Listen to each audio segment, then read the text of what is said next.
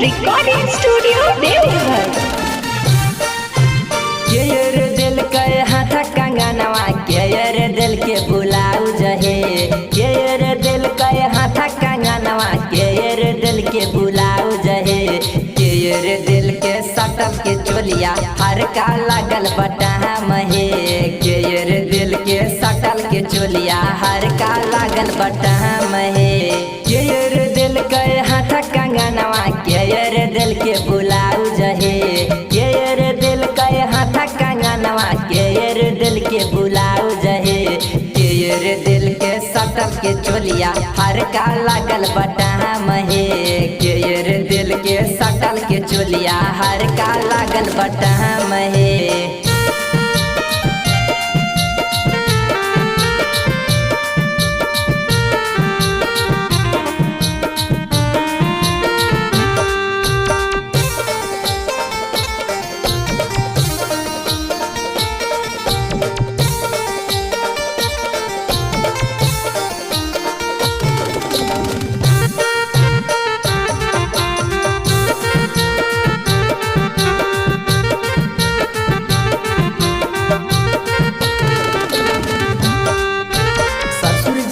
के हाथ कंगनवा देवर दिल के ब्लाउज है, ससुर जी दिल के हाथ कंगनवा देवर दिल के ब्लाउज है, राजा जी दिल के सटल के चोलिया हर का वाला बटाम है,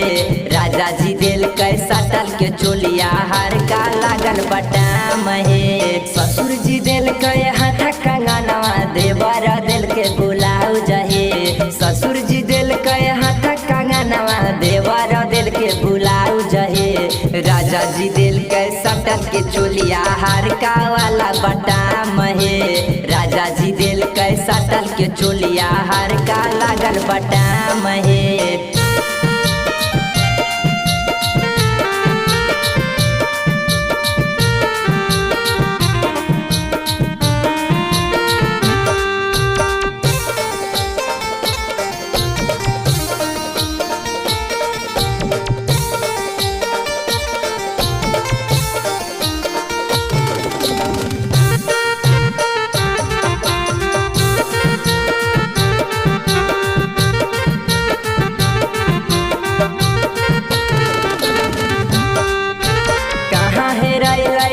कंगनवा कहाँ हेरल ब्लाउज है, कहाँ हेरल हाथ कंगनवा कहाँ हेरल ब्लाउज है, कहाँ हेरल सटल के चोलिया हर का लागल बटाम है, कहाँ हेरल सटल के चोलिया हर का वाला बटाम है, कहाँ हेरल हाथ कंगनवा कहाँ हेरल ब्लाउज है, कहाँ हेरल हाथ कंगनवा कहाँ हेरल ब्लाउज है, कहाँ हेरल सटल के चोलिया हर का लागल बटाम है, कहाँ हेरल सटल के चोलिया हर का वाला बटाम है।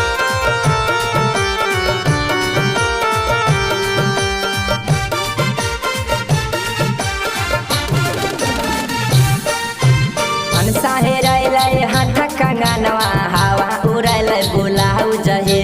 भनसा हेरल हाथ कंगनवा हवा उड़ल ब्लाउज है, सजिया हेरल सटल के चोलिया हर का वाला बटाम है, सजिया हेरल सटल के चोलिया हर का लागल बटाम है,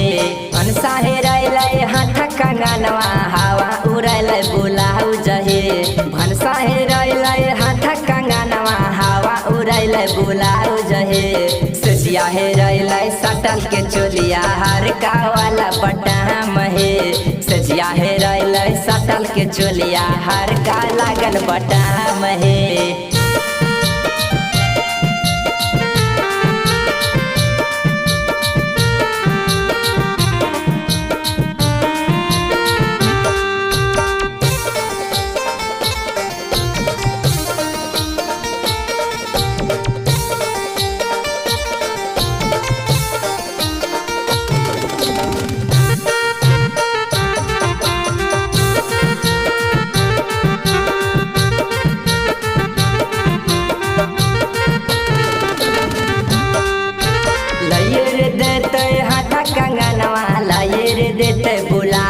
हे